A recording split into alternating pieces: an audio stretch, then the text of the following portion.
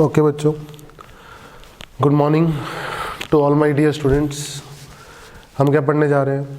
हम पढ़ने जा रहे हैं ऑब्लिक कोलिजन। अभी तक हमने जो भी कोलिजन पढ़ा वो सारा हेड ऑन था। क्या था उसमें? लाइन ऑफ एक्शन के अलोंग ही वेलोसिटीज़ थी, ठीक है ना। अब लाइन ऑफ एक्शन के अलोंग वेलोसिटी नहीं होंगी, ठीक है। तो हम कैसे हैंडल करेंगे, पहले उसकी थ्योरी पढ़ लेते हैं, ठीक है। मान लीजिए कि एक ये बॉल है, इसका मास है m1, एक ये बॉल है, इसका मास है m2। सही है, पक्का, कोई दिक्कत नहीं है, ठीक है। ये बस एक दूसरे से टक्कर मारने ही वाले हैं, ये जस्ट बिफोर टक्कर है, ठीक है ना। तो ये सेंटर है, ये सेंटर है, तो मुझे पता है अगर टक्कर मारने ही वाली है जस्ट, तो कॉमन सरफेस यही आने वाला है। तो this is line of impact. बोलो, तो इस चार्ज पार्टिकल के पास वेलोसिटी है ऐसे u1, और इस चार्ज पार्टिकल कह रहा हूँ, इस मास के पास वेलोसिटी ऐसे u1, और इस मास के पास वेलोसिटी ऐसे बेटा u2। इस बॉल के पास u1, इस बॉल के पास u2। ये एंगल बोन बन रहा है बेटा θ1, ये एंगल है θ2। सही है, कोई दिक्कत नहीं है बेटा, सही है। ये before collision, just before collision, ठीक है ना, पक्का। अब आफ्टर कोलिजन क्या होता है बेटा? आफ्टर कोलिजन क्या होता है? दोनों बॉल सेपरेट होती है दूसरे से। तो एक बॉल ये है, जस्ट आफ्टर कोलिजन है, ये जस्ट बिफोर कोलिजन है, ठीक है ना, और ये जस्ट आफ्टर कोलिजन है, जस्ट आफ्टर कोलिजन। सही है। तो फिर से लाइन ऑफ इम्पैक्ट यही बनेगी, क्योंकि कॉमन सरफेस यही आने वाला है, टच है, ठीक है ना। ये लाइन ऑफ इम्पैक्ट या लाइन ऑफ एक्शन जो भी मान सकते हैं आप, ठीक। इसके पास ये वाली वेलोसिटी होगी v1, एंगल होगा इस बार अल्फा। ये वाली वेलोसिटी होगी v2, बदल चुकी है, एंगल होगा इस बार बीटा, ठीक है। तो हमारे पास नॉन पैरामीटर्स क्या हैं? नॉन पैरामीटर्स है मेरे पास जो मुझे पता है। मुझे पता है u1, u2, θ1, θ2 और कोफिशिएंट ऑफ रेस्टिट्यूशन e, ये मुझे पता है।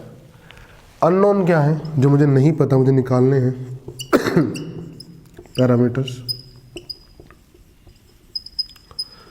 वो है v1, मुझे नहीं पता फाइनल वेलोसिटी क्या होगी, दूसरे की फाइनल वेलोसिटी क्या होगी, लाइन ऑफ इम्पैक्ट से किस एंगल पे जाएगा पहली बॉडी, लाइन ऑफ इम्पैक्ट से किस एंगल पे जाएगी दूसरी body. v1, v2, alpha, beta are unknown parameters. I want to find this v1, v2, alpha and beta, ठीक है ना। तो अननोन पैरामीटर्स हैं 4। तो I require 4 equations. I require what? 4 equations, ठीक है। सबसे पहली बात, 4 equations I require, 4 equations are required. सही है, पक्का। सबसे पहली इक्वेशन की बात करते हैं। हाँ जी, एक बात बताओ, जो भी फोर्स लगना है जब ड्यूरिंग टक्कर ऐसे होंगे, ये दोनों बॉडीज जस्ट टक्कर मार रखी है दूसरे को, ये दोनों के सेंटर होंगे। तो इस बॉडी ने इस बॉडी पे फोर्स लगाया होगा ऐसे, इसने एक्शन का रिएक्शन दिया होगा ऐसे। तो net force line of impact के along 0।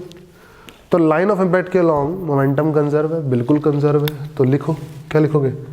m1 momentum initial along line of impact कह रहा हूँ मैं, is equal to momentum final along line of impact. सही है। तो इनिशियल मोमेंटम क्या है? m1 u1 cos θ1 plus m2 u2 cos θ2। Final momentum क्या है? m1 मास है इसका m2 मास है। m1 v1 cos alpha, m1 v1 cos alpha plus m2 v2 cos beta. This is the first equation, कोई चिंता की बात नहीं है। दूसरी इक्वेशन, मुझे ई पता है, तो ई कोफिशिएंट ऑफ रेस्टिट्यूशन जो इक्वेशन होती है किसके अलोंग लगती है? Along line of impact, along line of impact लगती है हमेशा, ये लगती है ऐसे। तो velocity of separation upon velocity of approach होता है formula, velocity of separation upon velocity of approach. बोलो सही है, यही होता है बेटा। अब एक बात बताओ, तो किस वेलोसिटी से सेपरेट हो रहे हैं along line of impact? v2 cos beta minus v1 cos alpha, v2 cos beta minus v1 cos alpha, this is velocity of separation after collision. Velocity of approach before collision, कौन किसकी तरफ approach कर रहा है? Line of impact के long collision है, तो approaching velocity ये वाला कंपोनेंट है u1 cos theta 1 minus u2 cos theta 2, u1 cos theta 1 minus u2 cos theta 2। This is my second equation, कोई दिक्कत वाली बात नहीं है। Equation number 3, equation number 3, component perpendicular to line of impact will not participate in collision, will not participate in collision, सबको पता है। So M1 body के लिए, M1 बॉडी के लिए, हाँ जी, लाइन ऑफ इम्पैक्ट ये है, इसके परपेंडिकुलर कंपोनेंट ये है, तो M1 बॉडी के लिए कंपोनेंट कितना है? u1 sin थीटा 1, ये नहीं बदलेगा, तो M1 बॉडी का यही वाला कंपोनेंट कितना है फाइनली? कितना है? v1 sin alpha. सही है, पक्का नहीं बदलेगा, पार्टिसिपेट नहीं करता कोलिजन में।